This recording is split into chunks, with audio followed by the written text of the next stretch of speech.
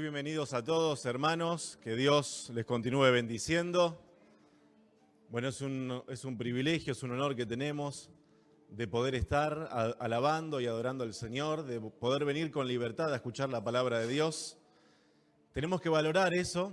En otros países no lo pueden hacer con esta libertad que sí lo podemos hacer nosotros. Así que, ¿qué les parece si nos ponemos todos de pie para empezar a orar al Rey de Reyes, al Señor de Señores? Padre, en el nombre de Jesús te damos gracias una vez más porque nos permite, Señor, acercarnos a tu presencia. Te damos gracias porque tiernas y eternas son tus misericordias para con nosotros, Señor. Gracias te damos por venir al encuentro de tu pueblo, porque tu palabra dice que saldrás al encuentro de que con alegría hace justicia. Señor, en el nombre de Jesús de Nazaret, y en esta tarde, Señor, tarde de Santa Cena, queremos honrar tu nombre y bendecirte, porque eres digno de toda gloria, de todo honor, eres digno de toda sabiduría, porque tuya es la fortaleza, Señor.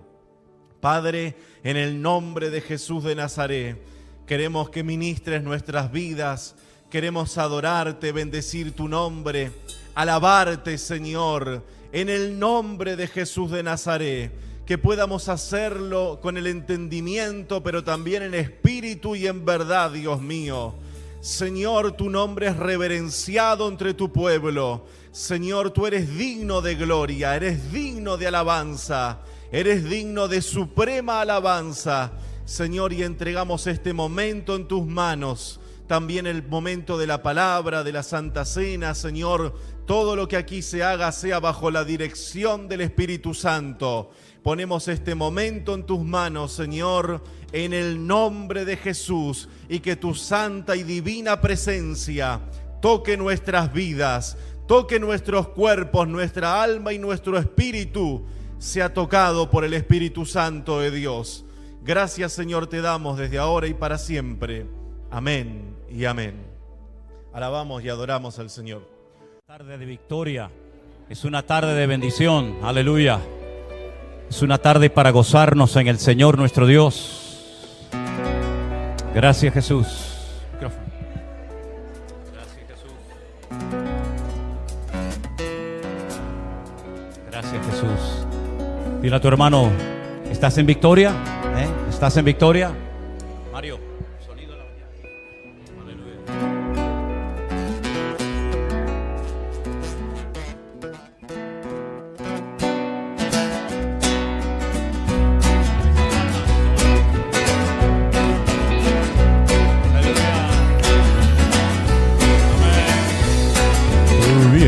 Contra mí, con espada y jabalina, yo voy contra ti, en el nombre de mi Dios. No te tengo miedo, aunque hoy te venceré. Todos vienes contra mí, con espada y jabalina, yo voy contra ti, en el nombre. Por muy grande que tú seas, hoy te venceré. Todos y todos verán. Enemigo yo vencí en el nombre de mi Dios.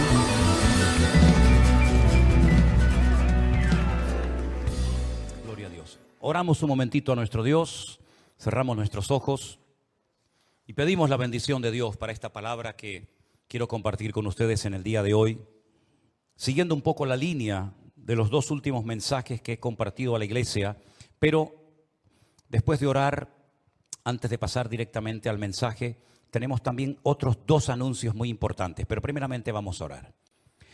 Padre Celestial, gracias de todo corazón por este privilegio que nos das de disfrutar de nuestra comunión contigo y de saber que hay tantos y tantos, miles y miles de hermanos que están siguiendo, Señor, este culto en directo, gozándose en sus hogares. Pedimos también que tu palabra y tu bendición los alcance a ellos donde quiera que se encuentren. Gracias, Señor, por este privilegio de formar parte de la familia de Dios, la familia más grande y más hermosa sobre la faz de la tierra. Pedimos que abras nuestros corazones para que podamos disfrutar ahora de tu palabra y tú hables a nuestras vidas. En el precioso nombre de Cristo Jesús decimos amén y amén. Y ahora quiero llevarles ya directamente a 2 de Corintios, el capítulo 10. 2 de Corintios, capítulo 10, los versículos 3, 4 y 5. ¿Cuántas veces hemos leído, tanto a título personal como a nivel de iglesia, estos textos? Esta carta fue escrita por el apóstol Pablo a una iglesia que necesitaba urgentemente de mucha instrucción, de muchos consejos, porque no estaban haciendo las cosas muy bien, que digamos. Una iglesia con problemas internos, de divisiones, de celos, de envidias, de contiendas. Había desorden dentro de la iglesia, hay que decirlo todo, ¿verdad? Pero una de las cosas que Pablo quería que todos los creyentes, no solamente los hermanos de la iglesia de Corinto, sino los de Éfeso, los de Esmirna, los de Pérgamo, los de Roma, todos, incluidos nosotros, es que supiéramos en todo momento, que supiéramos que estamos en medio de una batalla espiritual. Por eso Pablo utiliza muchas veces términos militares, como espada, escudo, yelmo, pelear, soldados, etcétera, etcétera. Porque estamos realmente en una batalla espiritual. No es nuestra lucha contra sangre y carne, dice Efesios capítulo 6, sino contra principados, contra potestades, contra enemigos espirituales que aunque no vemos son reales. Y tenemos que saber cómo vivir en victoria en medio de este gran conflicto espiritual en el cual estamos inmersos todos los creyentes desde hace 2000 años. La Biblia dice que aunque andamos en la carne, no militamos según la carne. Nosotros no andamos, ni nos vamos a comportar, ni vamos a pensar, ni a reaccionar, ni a hablar como carnales, que era lo que le estaba pasando a los hermanos de la iglesia de Corinto. Pablo les decía niños, carnales, inmaduros, ¿verdad? Porque no habían crecido, no se habían desarrollado. Palabra tenían toda la que quisieran. Los dones parece ser que también los tenían, pero no habían crecido, no eran gente madura. Y Pablo dice que eran cristianos carnales, que no nos pase a nosotros lo mismo que le pasó a ellos. Dice que las armas, luego tenemos armas, las armas de nuestra milicia no son carnales, porque nosotros no andamos en la carne, no echamos mano a las artimañas de la carne para defendernos, ni para atacar a nadie. Nuestras armas, dice la Biblia, que son poderosas en Dios para la destrucción de fortalezas de tipo espiritual, se sobreentiende, derribando argumentos y toda altivez que se levanta contra el conocimiento de Dios y llevando cautivo todo pensamiento a la obediencia a Cristo. Si ustedes prestaron atención a la lectura que nuestro hermano Jerónimo nos traía esta tarde, simplemente a modo de ejemplo, vemos cómo el pueblo de Israel, cuando logra por fin, después de tantos años de peregrinar y dar vueltas y vueltas en el desierto, logran cruzar el río Jordán. Lo primero que se encuentran es la ciudad de Jericó, una de las ciudades más antiguas del mundo, que hemos tenido, gracias al Señor, la oportunidad de visitar en unas cuantas ocasiones. Es una ciudad que tiene muchas cosas bíblicas que explicar. Allí todavía, créanme, todavía están los pozos, aquellos pozos de agua mala por los cuales oró el profeta Eliseo. Dice la Biblia que oró e Israel bebe de esas aguas hasta hoy. Pues todavía están allí esos pozos. Jericó es un vergel en medio de un desierto. De hecho, Jericó realmente lo que es un oasis. Se le conoce también como la ciudad de las palmeras. Los dátiles de Jericó son famosos en el mundo entero.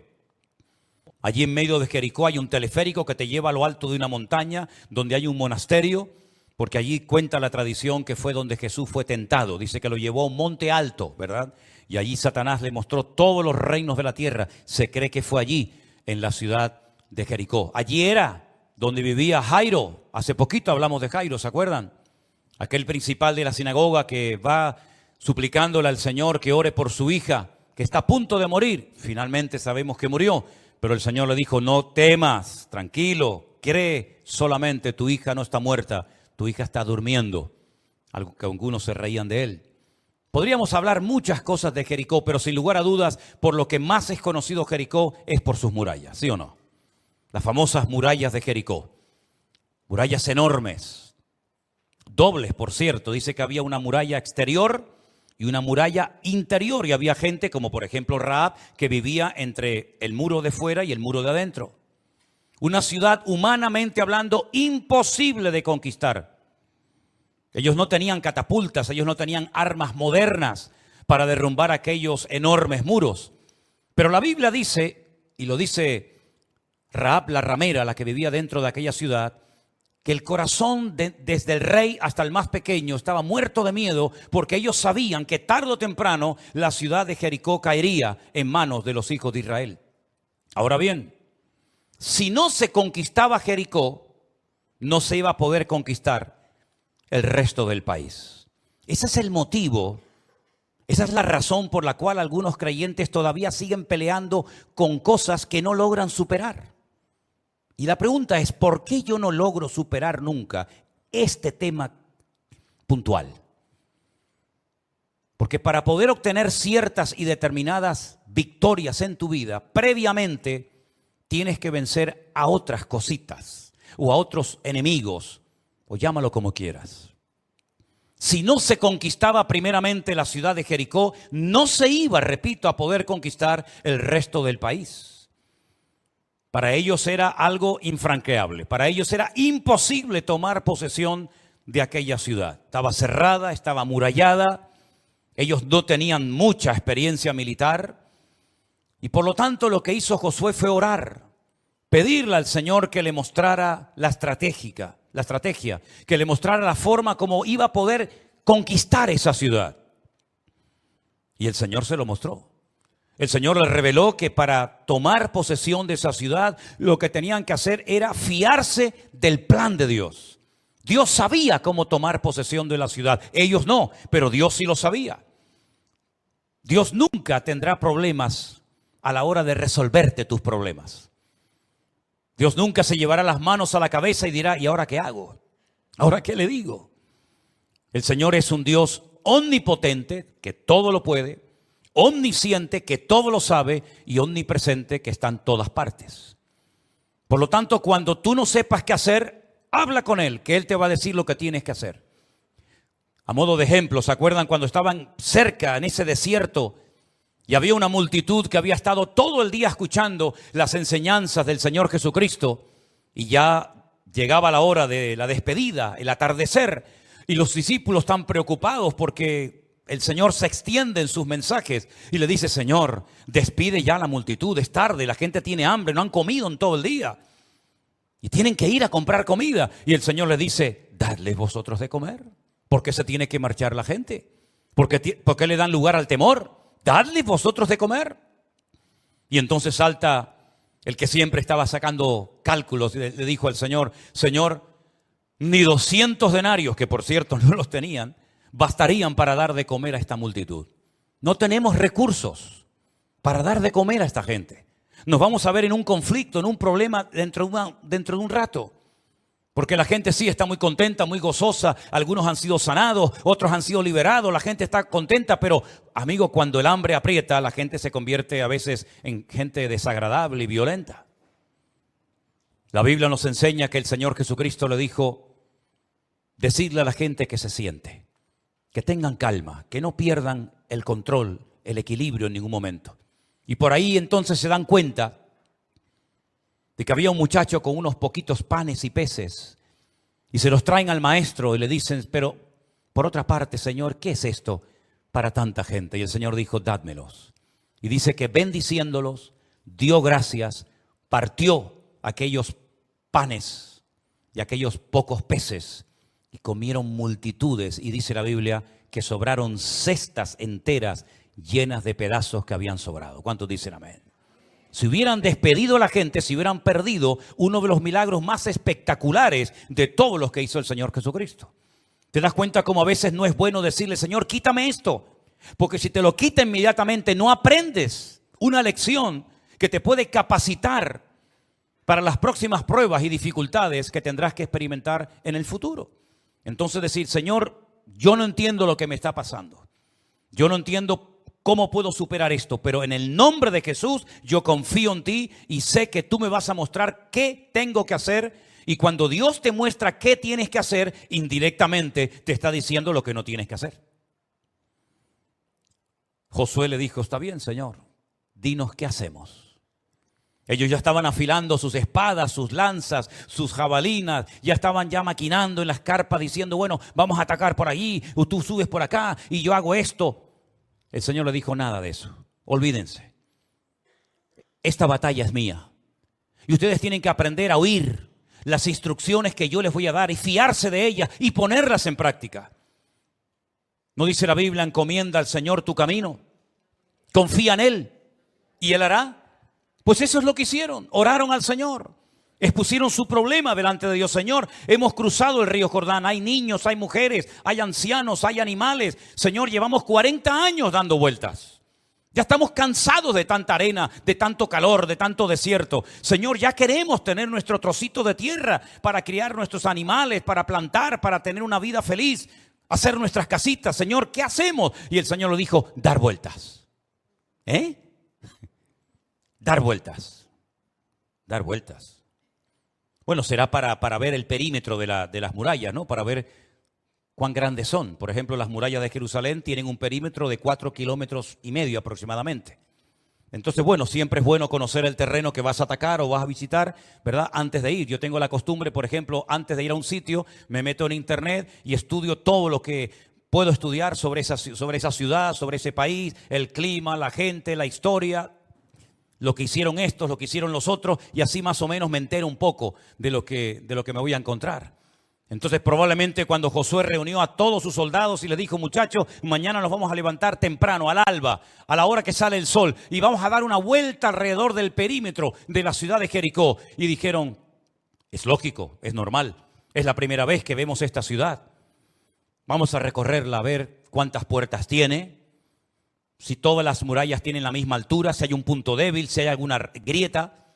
Pero es que el segundo día les dijo exactamente lo mismo. Y el tercero, y el cuarto, y el quinto, y el sexto. Y ya algunos dirían, pero una pregunta, ¿no hay algo nuevo que te ha comentado el Señor? Otra vez más vueltas y más vueltas y más vueltas.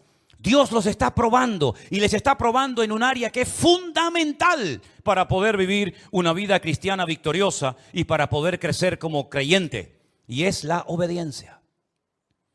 Hay que ser muy obediente para estar 6 días dando vueltas y vueltas y vueltas y más vueltas sin recibir ninguna explicación, sin ver ningún resultado, sin ver ni siquiera un trocito de muralla que se cae. Todo sigue igual. Me imagino los que estaban arriba en las murallas mirando hacia abajo diciendo, estos hebreos están locos.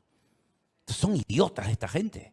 Venga, vueltas, se creen que van a conquistarnos dando vueltas, pero que están locos esta gente. Me imagino los comentarios de algunos, pero ¿tú crees que Josué no se habrá equivocado? ¿Dios realmente le habrá hablado? Porque no es normal que estemos siempre haciendo lo mismo sin ver ningún resultado.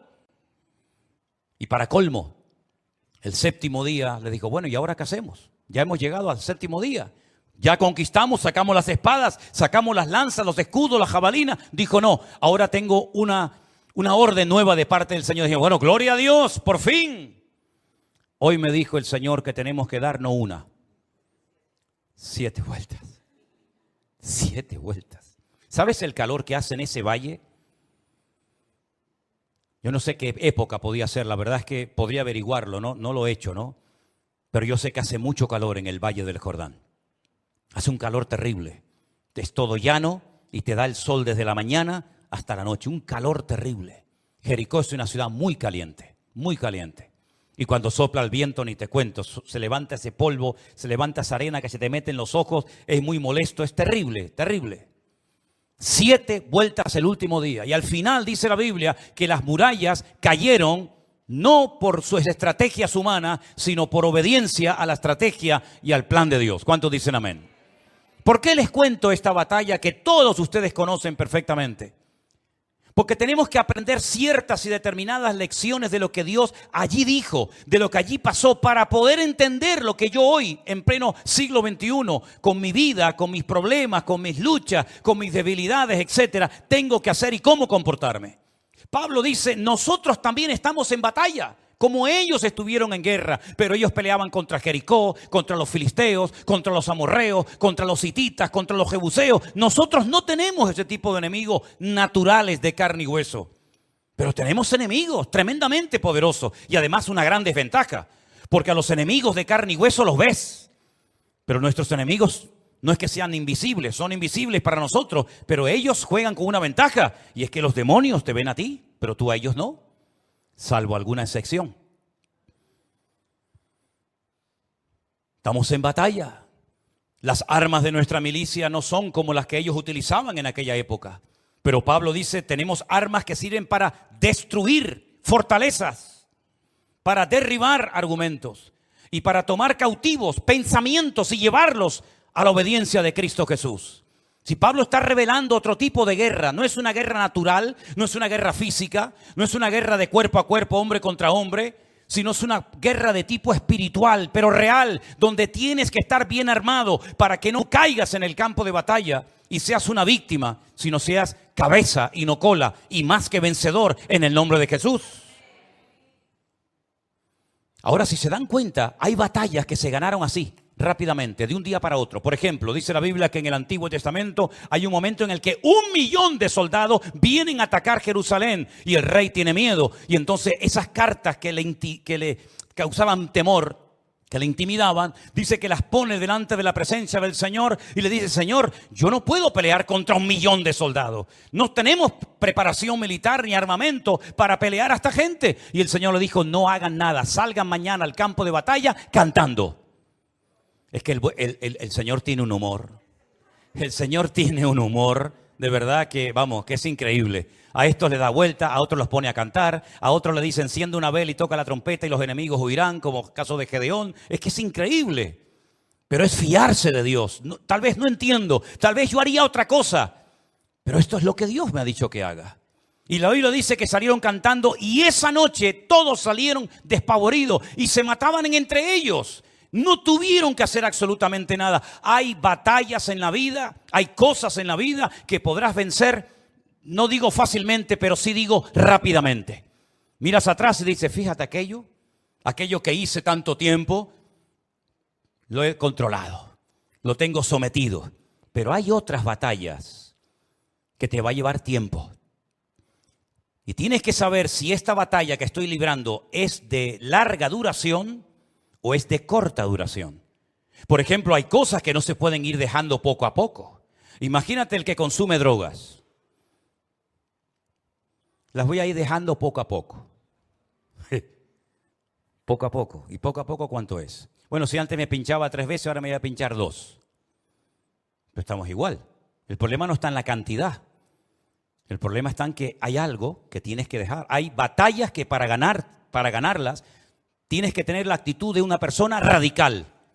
Y para llegar a la radicalidad en la vida tienes que llegar a un momento de hartazgo. De decir, estoy harto, ya no quiero seguir haciendo esto. No quiero seguir siendo un robot, ni esclavo de nada ni de nadie. Y hay batallas que se ganan por la actitud, por la obediencia, por el sometimiento a Dios. Una radicalidad que te lleva al hartazgo y decir, ya se acabó. Pero hay otras batallas en las que vas a tener que prepararte. Y vas a tener que invertir tiempo y aprender muchas cosas. Y es un proceso tal vez largo, pero vas a obtener la victoria porque tu victoria ya la ganó Cristo por ti en la cruz del Calvario. Y es interesante notar cómo tuvieron que aprender a esperar, cómo tuvieron que aprender a discernir la estrategia divina, la estrategia de Dios. Pero entonces, ¿cuáles son nuestras armas? ¿De qué armas puedo disponer hoy en día como cristiano para yo defenderme? Y no tanto para defenderme, sino para atacar y para poder superar tantas cosas que el mundo me dice, eso nunca lo vas a dejar de hacer. Tú eres así y así te mueres. Y qué rabia da, ¿verdad? Cuando tú en lo más profundo de tu corazón quieres ser otro tipo de persona, pero te dicen tú. Y te hacen esos gestos así. El canario es mucho de gestos, ¿verdad? Y te dicen tú cambiar. Y te da una rabia porque tú dices que yo quiero cambiar y esta ¿por qué me dice que no voy a cambiar? Bueno, que digan lo que quieran. La crítica no tiene que hundirte, tiene que darte fuerza y rabia para decir sí, pues ahora sí voy a cambiar. Tienes la oración, mi hermano. Esa es la primera herramienta, la primera arma de destrucción masiva que Dios le ha dado al pueblo de Dios. La oración. Lo sabemos. Pero ¿cuántas veces sufrimos por algo porque no hemos orado lo suficiente y en serio para que eso se rompa y se vaya? Hay aquí entre nosotros una persona que durante mucho tiempo, cada vez que terminaba un culto se me acercaba y me pedía siempre lo mismo. A mí me tenía un poquito cansado. Porque nada más terminar el culto, yo sabía que se iba a acercar esta persona y me iba a decir, ¿puedes orar por mí? Por esto, ¿no? Sí. Y al día siguiente, otra vez. Y al otro día, otra vez. Y al día siguiente, otra vez. Ven un momentito. Ven, tú sabes que estoy hablando de ti. Ven para acá. Todos los días que teníamos reunión, y en aquellos años cuando yo vine a Tenerife con 19 años, porque yo tuve un momento de 19 años en mi vida, ¿saben? Todos los días que teníamos culto, Isma siempre se me acercaba y me pedía lo mismo. Ustedes tienen que creerle lo que va a decir por fe, porque ninguno de los que están aquí, que yo sepa, vieron cómo era Isma en aquel momento. ¿Qué pasaba contigo? Bueno, yo siempre tuve un defecto en los ojos. Realmente se llama visca cuando torcía los dos ojos, ¿no? Entonces yo siempre tuve un complejo muy grande con eso. Entonces cuando conocí al Señor, empecé a ir a la iglesia. Era muy visca, sí, muy visca. O sea, visca, total, sí. Incluso yo me acuerdo que Manolo hablaba conmigo, otro compañero del que era amigo del que también estuvo por aquí, y yo miraba siempre para el suelo porque me era tanto el complejo que me daba cosa mirar para adelante. Entonces, nada, cuando yo conocí al Señor, yo dije, pues el Señor me tiene que sanar como sea. Entonces, es verdad lo que él dice. Cada vez que había un culto y el pastor decía, tanto él como el otro pastor decían, ¿alguien quiere oración? Yo pasaba al frente y decía, por mis ojos, para que el Señor sane mi vista. Y para que el Señor sane mi vista. Y fue culto tras culto. Yo no, o sea, no fue una sanidad rápida, pero yo estuve 3 años y medio orando día tras día por mi sanidad. Y el Señor me sanó los ojos. Y un día fui al culto y mis ojos estaban pero derechos totales. De hecho, yo sacaba fotos y salían torcidos. Así que imagínense. Y realmente lo que dice Manolo es verdad. Yo sé que le di la lata mucho, pero bueno, pero fue la constancia también en el Señor, ¿no? Y también les animo a eso, que no dejen de orar por su sanidad. Porque aunque Dios no lo haga en el momento, Dios lo hace. Si tú tienes fe y confías en Él, el Señor lo hace en su momento. Y así lo hizo conmigo. Gloria a Dios. Fuertes aplausos al Señor. Así fue, hermanos. Así fue. Ni más ni menos. Es la verdad. Es la verdad.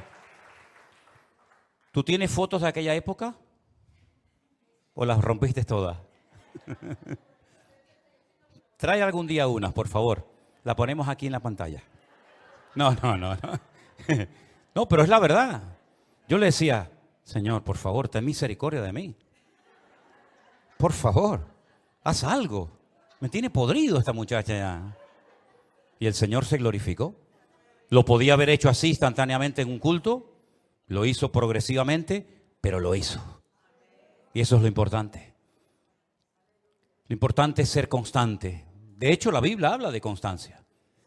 Uno de los primeros versículos que yo me aprendí en mi vida, que seguro que muchos de ustedes lo saben también, 1 Corintios 15, 58, dice, así que hermanos míos, estad firmes y constantes creciendo en la obra del Señor siempre, sabiendo que vuestro trabajo en el Señor no es en vano. Amén, hermanos. ¿Tienes un problema físico, espiritual, familiar o de la índole que sea? Clama al Señor, ora al Señor. No te desanimes porque oraste y no viste nada. Sigue orando, sigue orando, sigue orando. Hermanos, si tú vas al monte a cortar un árbol, que ni se te ocurra decir, bueno, yo le doy 2 o 3 golpes y el árbol cae. No, hijo, no. El árbol lo vas debilitando y debilitando poco a poco y te va a costar y sacarás a lo mejor heridas en las manos y un día y una hora y otra hora. Pero cuanto más le des, más se debilita el árbol. Exactamente igual ocurre en la vida digamos espiritual. Hay cristianos que si hubieran orado un poquito más, la bendición la podían haber obtenido. Le faltó un pelín para llenar la copa la copa, ¿no? Y ahí se quedaron a medias y dijeron, ya no aguanto más, ya me voy. Las armas de nuestra milicia son poderosas en Dios. Y una de ellas, repito, es la oración. Yo sé que hay muchas promesas, sé que hay muchos versículos, sé que hay muchos ejemplos y oraciones preciosas, por cierto, en la Biblia, tanto en el Antiguo como en el Nuevo Testamento, incluso hasta oraciones de Jesús, ¿verdad? El famoso Padre Nuestro, Juan capítulo 17, cuando Él ora por sus discípulos y por nosotros también, aunque no habíamos nacido ni estábamos allí en aquel momento, ¿verdad? Pero Él dice, es que no reciben porque no piden. Ya sé que hay otro que dice, sí, pero es que pedimos y no recibimos porque pedimos mal. Sí, pero eso no lo quiero usar ahora. El que quiero comunicarte y compartirte es no reciben porque no piden. ¿Por qué no pides? ¿Por qué no pides?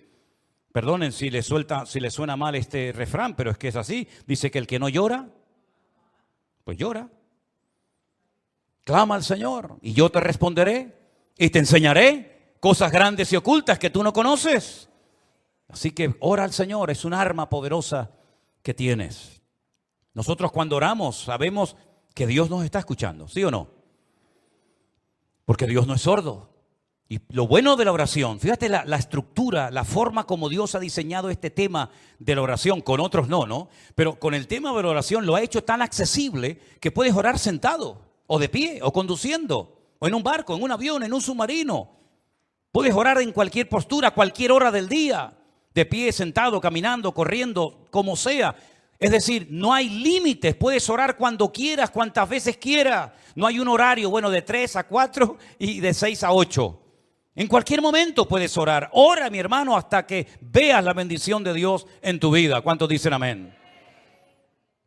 El sueño de toda mi vida, uno de los sueños que yo tenía, era poder algún día tener una autocaravana y poder viajar por ahí, predicar la palabra y visitar gente. Y como nadie me hacía caso en mi casa, porque ya era el pesado de siempre, yo me reunía con Miriam y le decía, Miriam, mira, como los demás no me hacen caso, ven conmigo. Y claro, era pequeñita, casi venía obligada, ¿no? O sea, vamos a ponernos de rodillas y vamos a orar, tú y yo, todos los días, para que el Señor nos dé una autocaravana. Pasaron años y yo no tenía, ni una bicicleta, hasta que el Señor nos la dio.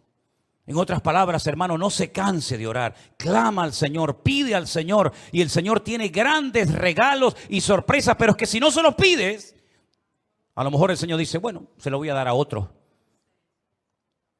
Ese hombre tan hermoso era para ti, pero no lo pediste, se lo dio a otra. No, déjenlo ahí.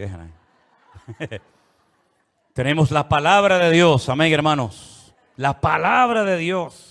Inspirada por el Señor. ¿Para qué? Para que sepas cómo comportarte, cómo pensar, cómo hablar, cómo moverme, cómo actuar. Lámpara es a mis pies tu palabra y lumbrera mi camino, decía el salmista en el 119, ¿verdad?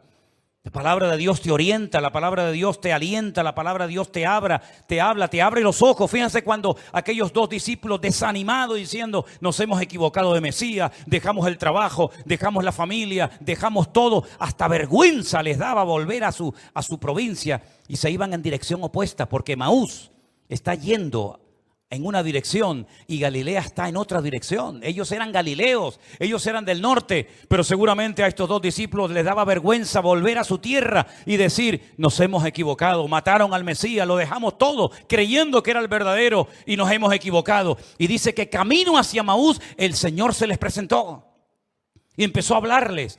Y dice que a través de los profetas, a través de la ley, a través de los salmos les abría, ¿verdad?, la palabra, y dice que sus corazones ardían y cuando llegó un momento lo reconocieron al Señor Y fueron las palabras del Señor, basadas en la palabra de Dios, la que le quitaron las escamas de los ojos y entendieron que era necesario que el Cristo padeciera y sufriera y muriera y resucitara al tercer día en Jerusalén. Fue la palabra la que les animó, fue la palabra la que les permitió volver y al final terminar dando sus vidas por la causa del Evangelio. Tenemos la oración, tenemos la palabra. ¿Se acuerdan ustedes cuando el domingo pasado hablábamos acerca de aquel jovencito diciendo: tú vienes contra mí con espada y jabalina, mas yo vengo contra ti en el nombre, en el nombre? ¿Qué fe tenía David en el nombre de su Dios? Bueno, la Biblia dice en la carta de Pablo a los Filipenses que por cuanto él se humilló y se hizo obediente hasta la muerte y muerte de cruz, Dios, el Padre, lo exaltó hasta lo sumo y le dio un nombre sobre todo nombre, para que en su nombre se doble toda rodilla de los que están en el cielo, en la tierra y aún debajo de la tierra, y toda lengua confiese que Cristo es el Señor, para gloria de Dios Padre. El día de la despedida, cuando Jesús se separa de sus discípulos y es ascendido y llevado a la gloria, Él les dice: id por todo el mundo y predicad el evangelio a toda criatura. El que creyere y fuere bautizado será salvo.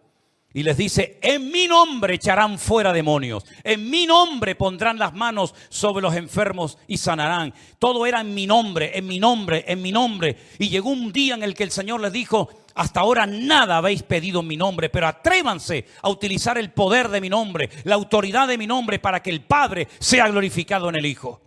Tienes un problema en tu vida, una atadura, una fortaleza, algo que te está agobiando, algo que te roba el sueño, algo que te roba la paz. Utiliza, invoca el nombre de Jesús.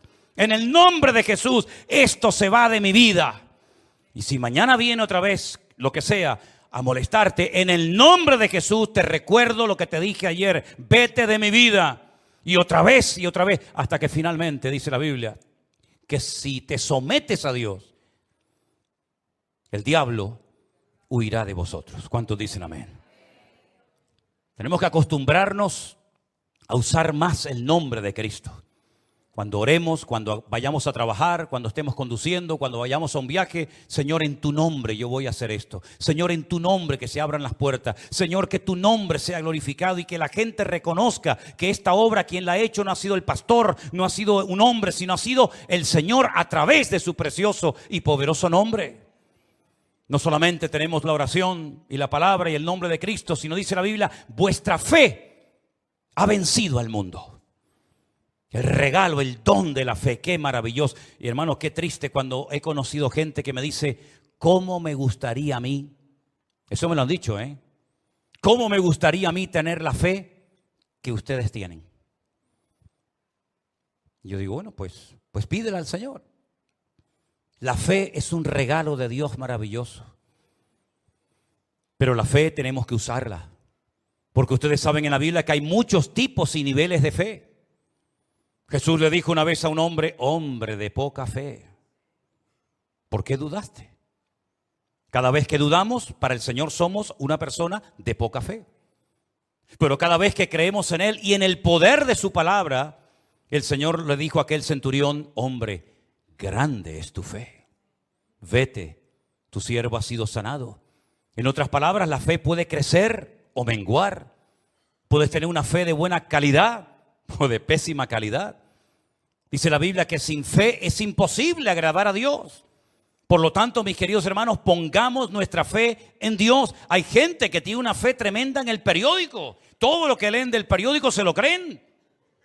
Y después a la semana siguiente dicen todo lo contrario a lo que dijeron el programa anterior.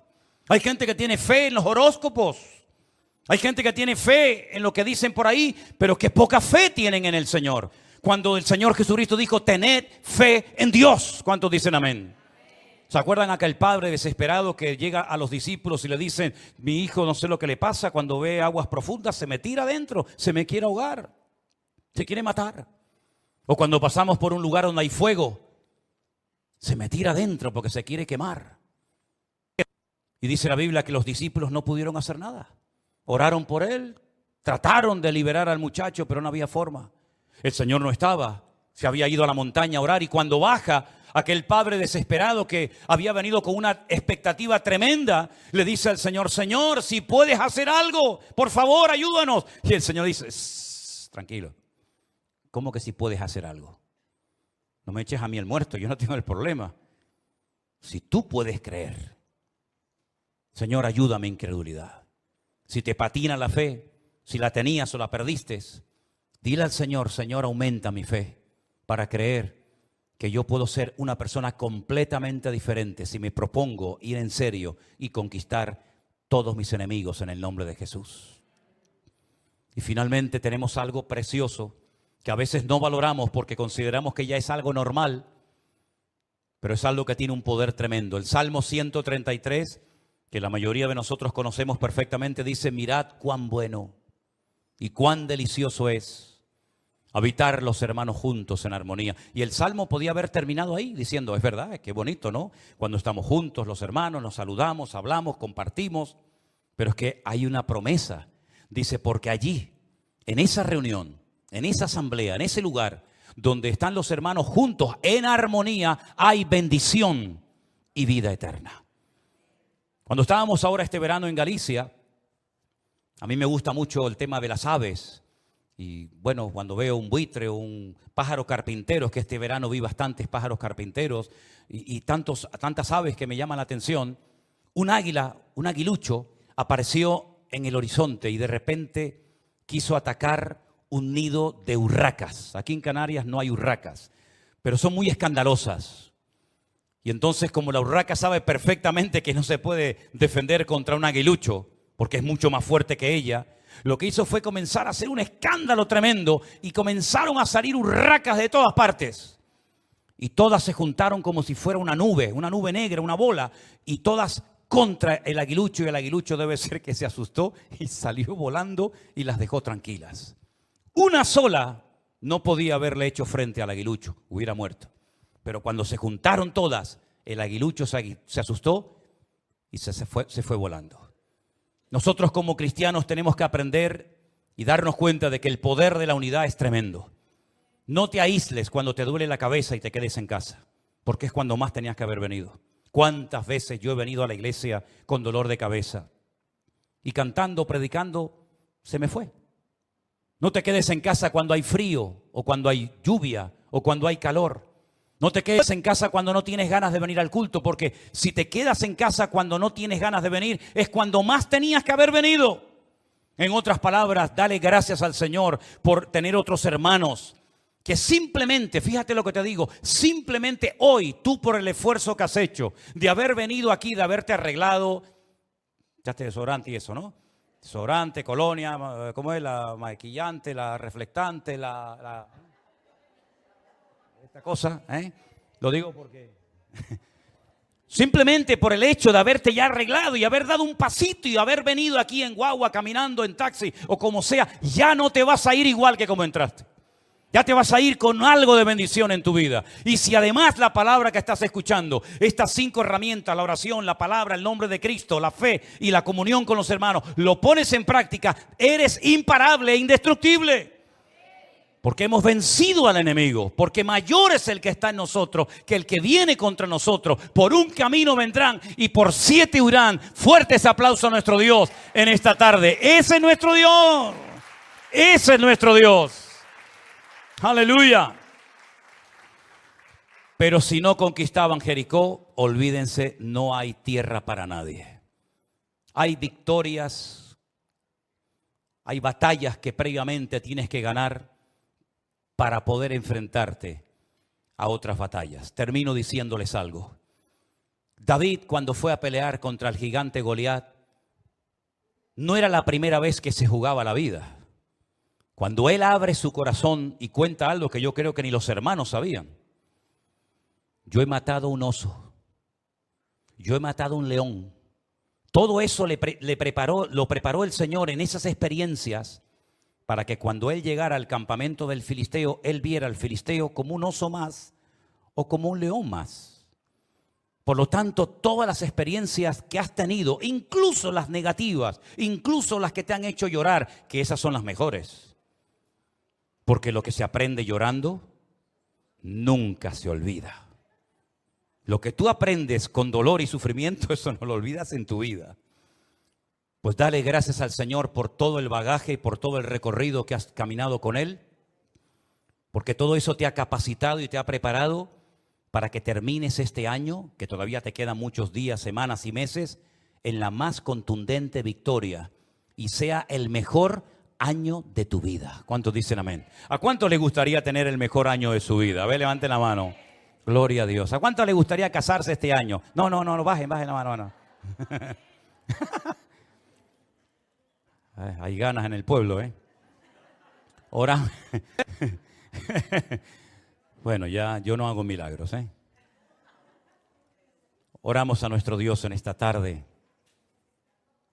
Recuerda estas 5 armas que tienes, hermano. Las tienes tú exactamente igual que yo. La oración, la palabra, el nombre de Cristo, la fe y la comunión con los hermanos en la iglesia. Aleluya. Bendito sea tu nombre, mi Señor. Qué bueno eres tú.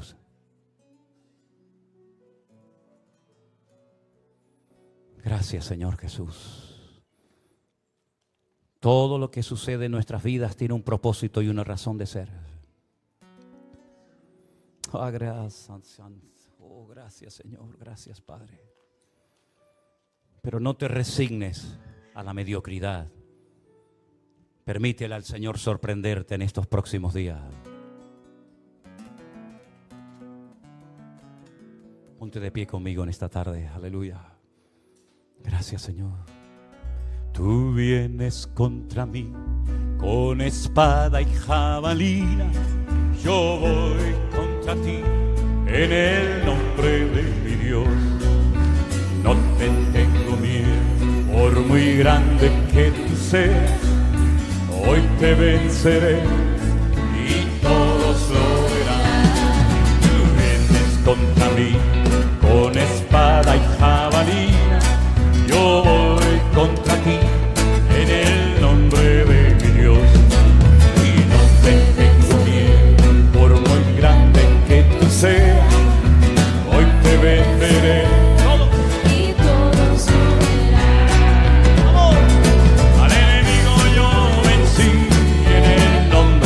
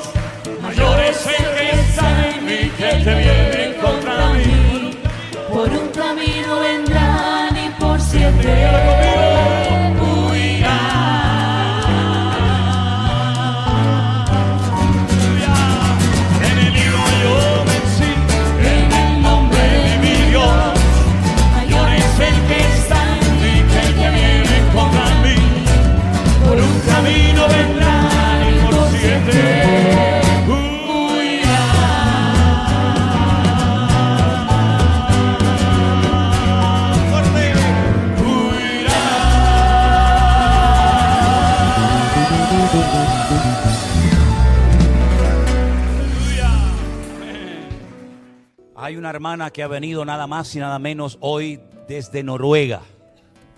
¿Dónde está nuestra hermana Lady Carolina? Ahí está, ahí está. Pero ella forma parte de nuestra iglesia virtual y sigue los cultos desde Noruega. Y está con nosotros en esta tarde y bueno, comió con nosotros al mediodía en casa. Así que es una bendición tener a nuestra hermana. Ya mañana vuelve otra vez a Noruega. Que el Señor la guarde y la bendiga, pero quiero que nos dé un saludito, ¿sí? Buenas tardes, noches. Dios los bendiga, hermanos. Para mí es honrar a mi Señor estar aquí, porque me llamaron para hacerme unos exámenes y yo dije, Señor, tengo que estar allí en la Santa Cena porque me apetece estar en la iglesia. Se me han presentado muchísimas dificultades esta semana, pero hoy la palabra y la alabanza vencí como David en el nombre de Jesús. Pensé que no me iba a poder devolver para Noruega, pero me voy mañana en el nombre de Jesús. Una semana victoriosa y bendecida. Al enemigo yo vencí en el nombre de mi Dios. Mayor es el que está en mí que el que viene contra mí. Por un camino vendrán y por 7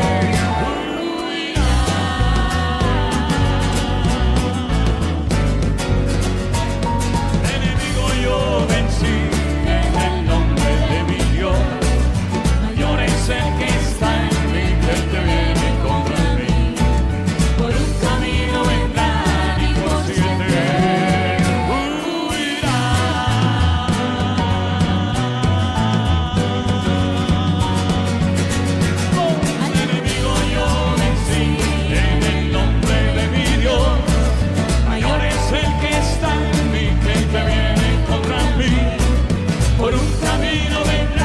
y por 7 huirán.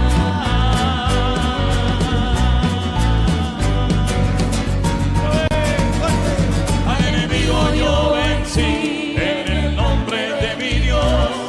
Mayor es el que está en mí que el que viene contra mí. Por un camino vendrán y por 7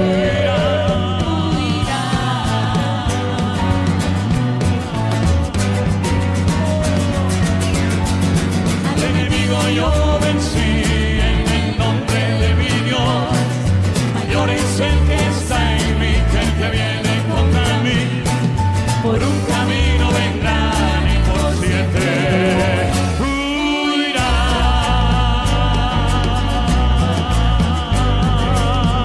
Dígalo fuerte.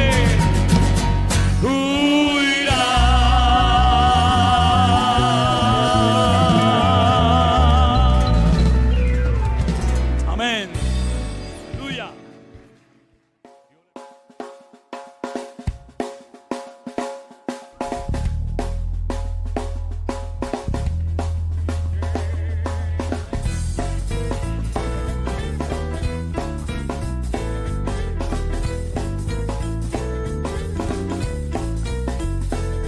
Tienes roto el corazón de tanto sufrir y llorar.